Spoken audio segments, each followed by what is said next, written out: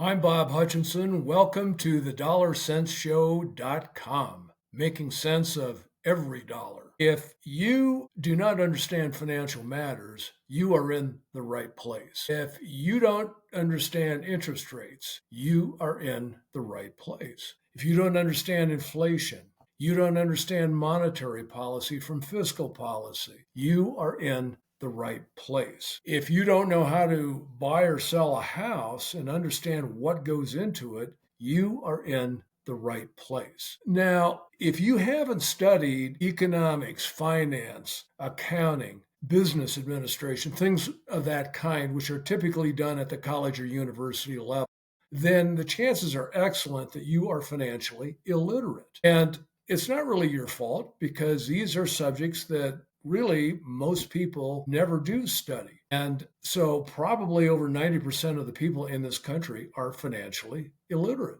Therefore, if you are a doctor, a lawyer, a mechanic, a carpenter, a teacher, a nurse, chances are very good that you are financially illiterate. So, if that's the case, you've come to the right place. If you want to gain an understanding of these things. Now, just a reminder that we are not giving advice. We're not financial advisors. We're not investment advisors.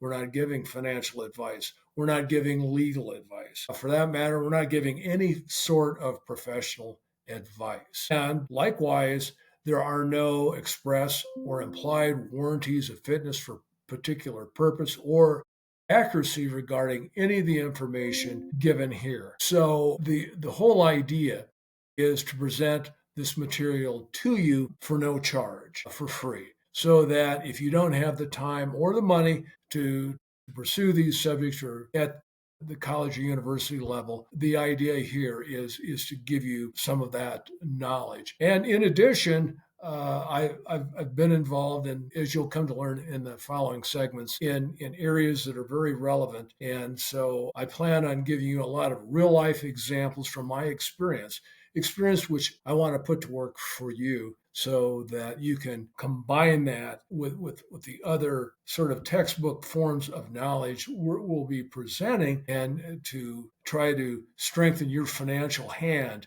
as much as possible. Yeah, the whole idea is to help give you the financial tools so that you can be successful, so that you can have a financial future, so that you can make sense of all of these things and have a full and rich life. So that's going to do it for now. Look forward to having you join us in the episodes to come. Welcome to the premiere edition of the DollarCentsShow.com, making sense of every dollar. As mentioned, I'm Bob Hutchinson, and am delighted to have you join us today. This podcast is something we're very excited about offering you because I think that it will provide some not only knowledge of business, but that together with the experience that I have gained and developed over several decades, I think can provide an almost unique insight into a lot of areas of business. And the reason I started this is because I have a lot of empathy for people, not only who are financially illiterate, but also younger, because I've talked to a lot of you, and I know that you have a lot of concern about the future, about your future, about, do you have a financial future? These are all great questions, and I'm here to tell you you can have a great financial future. But of course, you've got to know how to proceed. And that's really what a lot of this podcast has to do with. Just a word or two about me before we get further underway. I'm a guy who has studied economics, finance, accounting, things of that kind. But in addition to all of that, I have had several decades of legal experience. And this experience has included major transactions, real estate transactions, commercial transactions, business combinations, kinds of transactions. and a real emphasis on litigation. So that means I've tried a lot of cases and arbitrations and uh, significant ones. And I've had countless hearings, settlement conferences, settlement negotiations, hearings, and the like. And one thing I want to point out to you is that for over a decade of that experience, I spent um, essentially suing financial advisors. Why? Because they had provided horrible advice and had caused tremendous losses to very ordinary people. And of course, people that could not afford those losses. And what I discovered over the course of all of that experience was that so many financial advisors did not know what they were doing. I mean, and very arguably, a lot of them were financially illiterate. Now, don't misunderstand me. There are a lot of good financial advisors out there and all of that. But it really highlighted, in my mind, a significant problem that was out there. But at the same time, gave me a lot of insight into various areas that I think can translate into a real benefit for you. Um, and with this litigation experience and all of that comes or came the art of the negotiation, and that's something that I see very lacking in people today. They have no idea of how to negotiate. Should they negotiate? Can they negotiate? And if they do, what is it that they should try to do? And all of this comes back to real money. Now, the so the next question in your mind might very well be, well, what's in it for me? And the answer is a lot of money. I mean, over the course of your life, if you're a younger person, it should, I would think, translate something on the order of at least $200,000. Now, look, this is not a promise or a guarantee. No, it's an educated guesstimate. And it comes from the fact that you will probably be buying and selling one or more houses and buying and selling one or more cars over your lifetime. And that alone can amount to that kind of money. And believe me, I've seen in my professional life, not only in a commercial sense, but also on the so called retail or residential side of things, where tremendous amounts of money are left on the table. And throughout this podcast, I'm going to give you real life examples, not only from cases I've handled, but also things I've seen in personal experience that will show you in black and white uh, the kinds of significant amounts of money that I'm talking about. So, in other words, we're going to touch on not only key concepts in business, but it's not going to be a bunch of pie in the sky stuff. I mean, these are going to be real life examples. And throughout this whole thing, I'm going to strive to show you hard, concrete examples in everything that I talk about. Um, so um, that alone uh, should should give you a huge leg up, really, in life. Now, the next thing I want to touch on is financial literacy. What is? I mean, it may sound like, in a way, a basic question, but in one sense, it isn't. Financial literacy is understanding the financial world, and it's understanding the rules of the game. And throughout these podcasts, I'm going to use different analogies, and one will be a football analogy. Of course, you could call it football, you could call it soccer, basketball, lacrosse, anything you wanted to. But the idea are rules of the game, and the rules of the game, as alluded to, include such things as finance, accounting, economics, but they also include deal making, understanding human nature, street smarts, um, very important. And a lot of people, especially at a younger age, don't have that, in addition to the other kinds of training. but common sense and human nature. That is more or less what constitutes financial literacy. And I would say at the same time, this is something, financial literacy, that very few people have. I would say over 90% of the people in this country. And I also want to point out right away, you can relax because you don't have to be a math wizard. I hear that all the time. People say, well, I'm not very good at math. Well, guess what? You don't have to be. I'm going to explain these things in ordinary language that can be understood. And you're not going to have to solve quadratic equations or anything, or no calculus or anything of the sort to understand what I'm going to be talking about.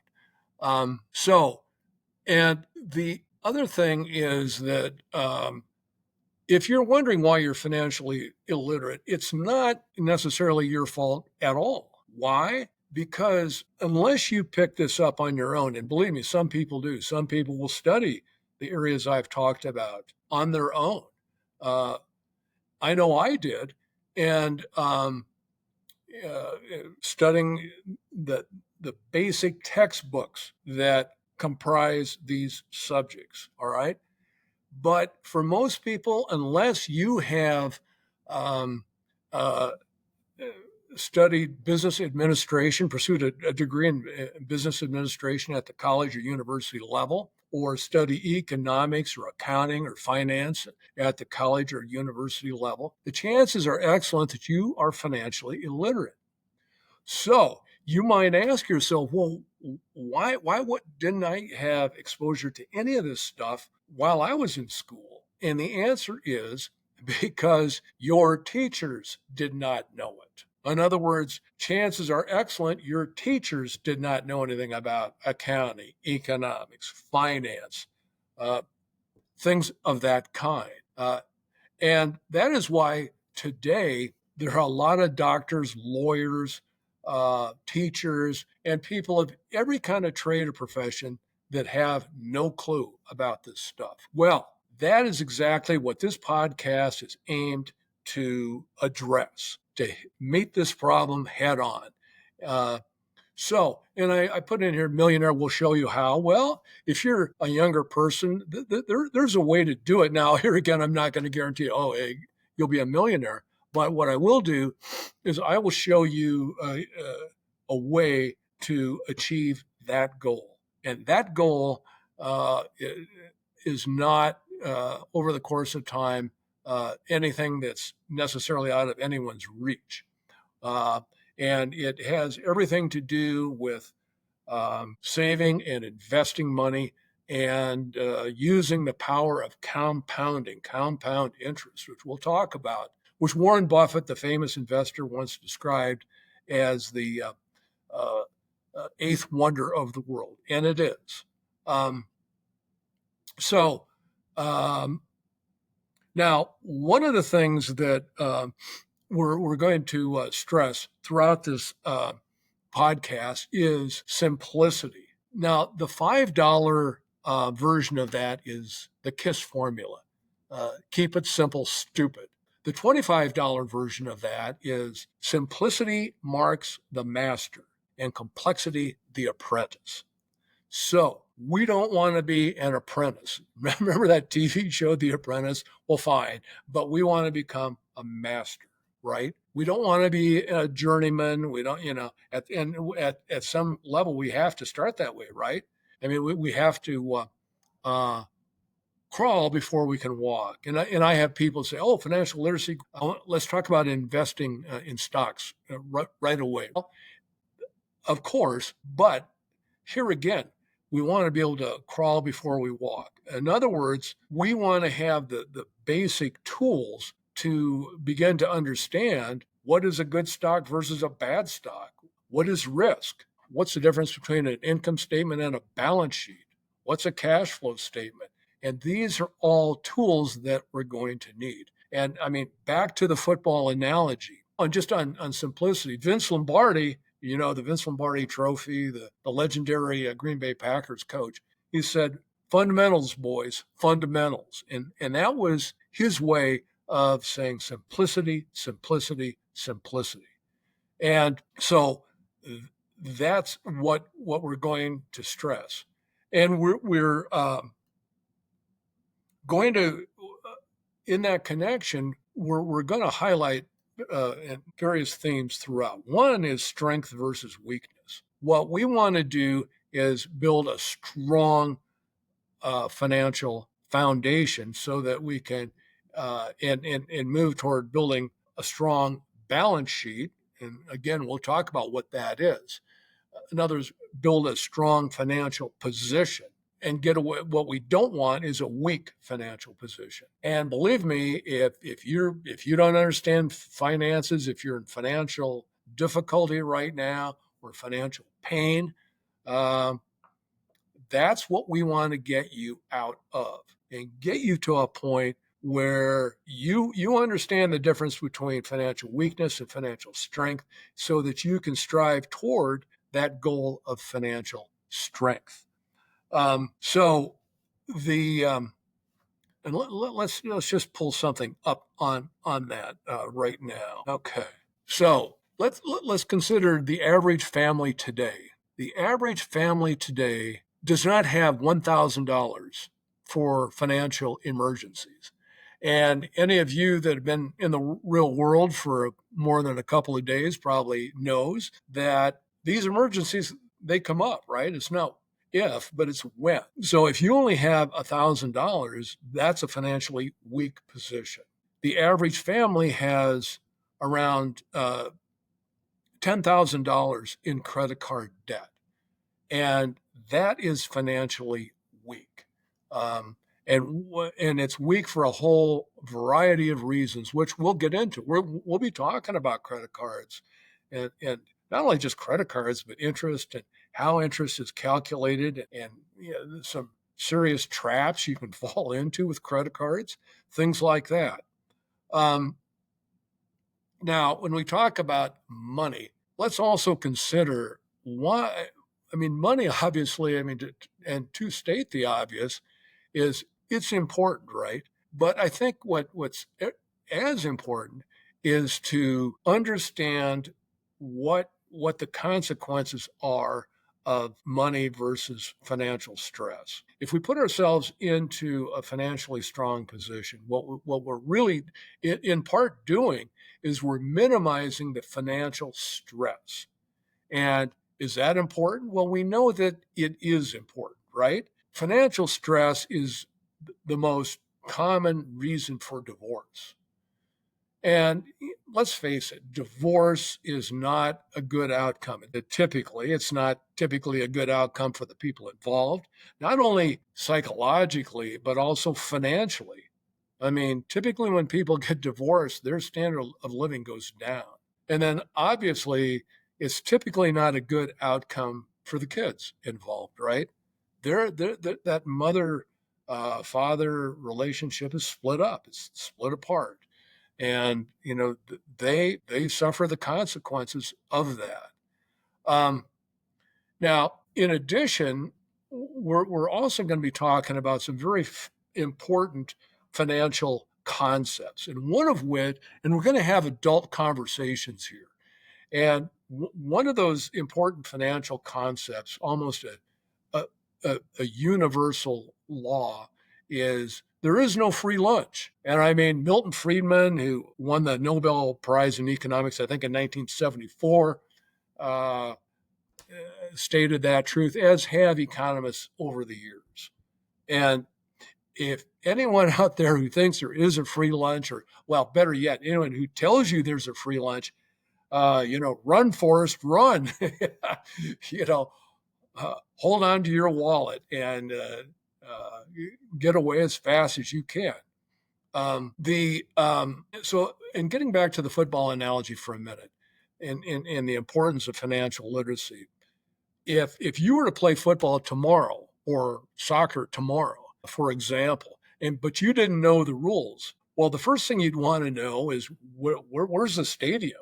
You know, or the field. I mean, you don't want to be 10 miles away from it, right? I mean, you want to know exactly where it is. And then once you get there, you want to know who the teams are.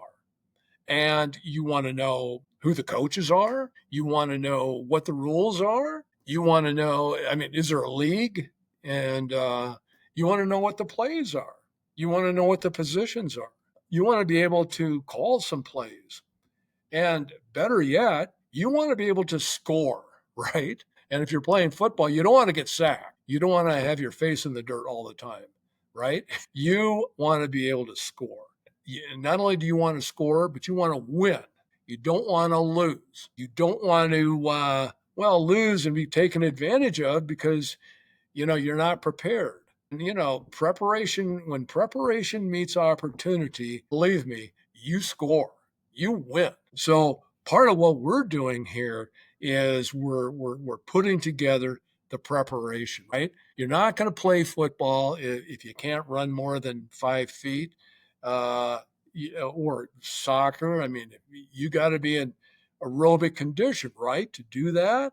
You're not going to go out for track, if you don't have any aerobic capacity that you've trained for and built, right?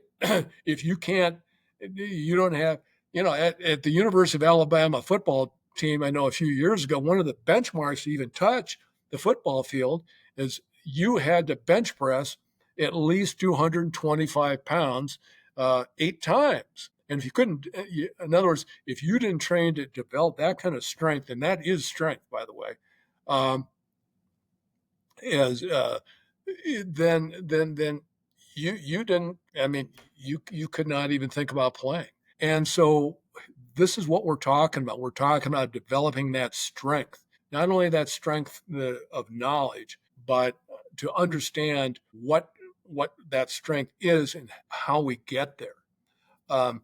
Because at the end of the day, as mentioned, you can have a financial future. You can be financially strong. And so that's what we're after. So that's going to do it for this time. But very glad you could join us and look forward to having you next time. Thanks for joining us. Just wanted to mention that all material in these segments are subject to the copyright laws, and therefore there is to be no unauthorized recording or transcription of any of the materials here without our express written permission, and that a new segment will be released every Monday morning at 7 a.m. Mountain Time. So look forward to seeing you again.